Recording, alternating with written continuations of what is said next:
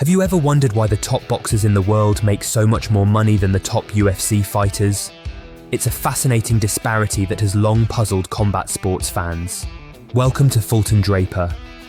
Today we're going to dive deep into the reasons behind this massive financial gap. Without further delay, let's get started. First, let's break down the structure of boxing. From weight classes to governing bodies, it's a complex world. Boxing dates back centuries and has widely differed in its organisation from that of MMA's. As for boxing, it can be pointed out that there are many promotions and no unified governing body like the UFC.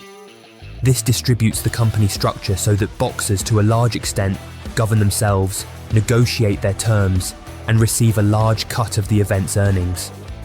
The main stakeholders are the co-promoters of fights, where you cut into the totality, not a piece of this television deal, and several fights can generate hundreds of millions of dollars.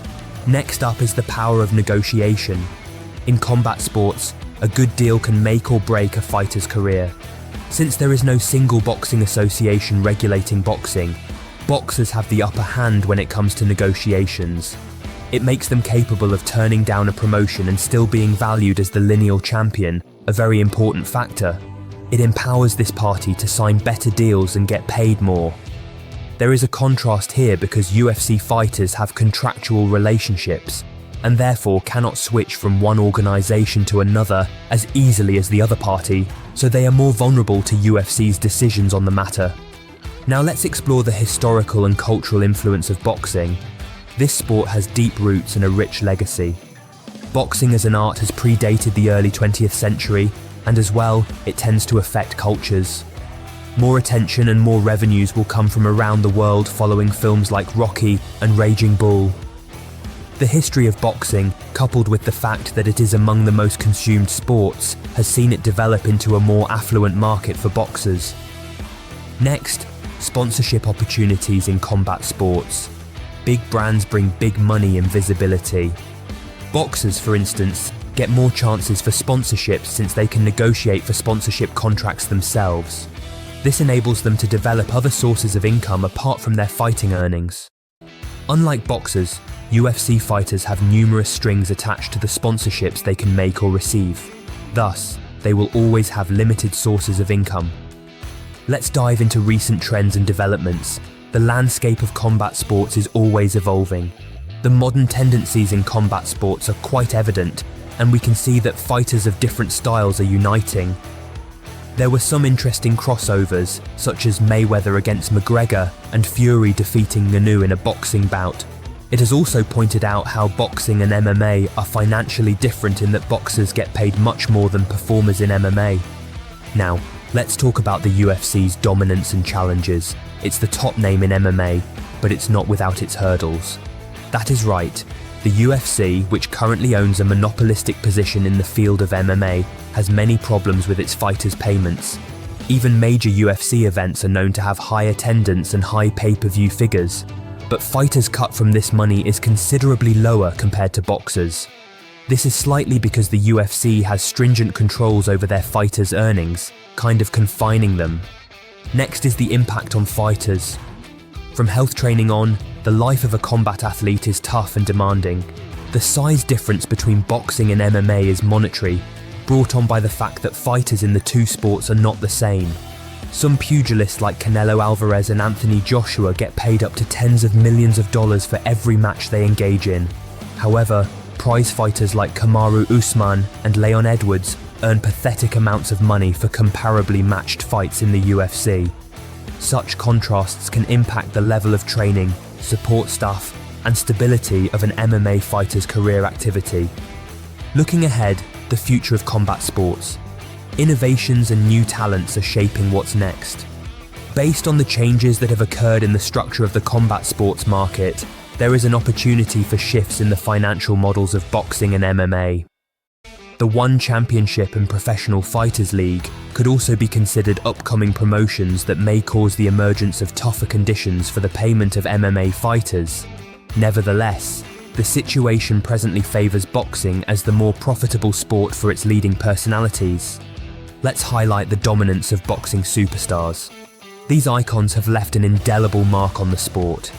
In an informative comparison with other combat sports, the fact that boxing legends make up the majority of the list of the most paid athletes is quite logical. Take a look at the top earners in recent years. The boxer with the highest recorded earnings of the year is the Mexican Saul Canelo Alvarez, who was paid $85 million for the 2021 Caleb Plant fight. The British Anthony Joshua was paid approximately $70 million for the 2019 rematch with Andy Ruiz Jr., and the American Floyd Mayweather Jr. was paid $275 million for the 2017 fight with Conor McGregor. These are the biggest numbers, or let me say, astronomical, particularly if you compare them with the income of some champions in the UFC.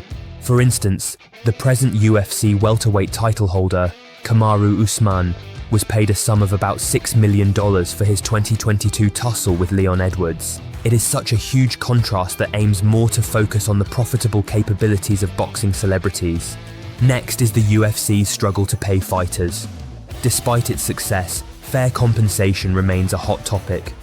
A major issue that has been voiced by UFC athletes for years is the fighter pay issue, which suggests that they are not paid enough compared to how much the promotion is making. It is said that the UFC distributes approximately 18% of its revenue to its fighters, which is considerably less in comparison to the share received by fighters in several other leagues. This has fostered increasing dissatisfaction among UFC fighters, with some of them going to the extent of starting the UFC Fighters Union to fight for better wages and better treatment. This has been especially true with UFC's president, Dana White, who has been so paranoid on the issue. He has been so aggressive in ignoring the fighters' ignorance or complaints about the issue and has continued to defend UFC's pay structure as reasonable. However, statistics are not likely to reveal these stories. UFC today can be considered a multi-million-dollar event, but despite this fact, top fighters' earnings are still far from reaching the level of those in boxing. Finally, the future of combat sports pay. Will fighters get the financial recognition they deserve? And as long as combat sports are developed, it becomes unmistakably evident that the financial inequality between boxing and MMA is better and weaker.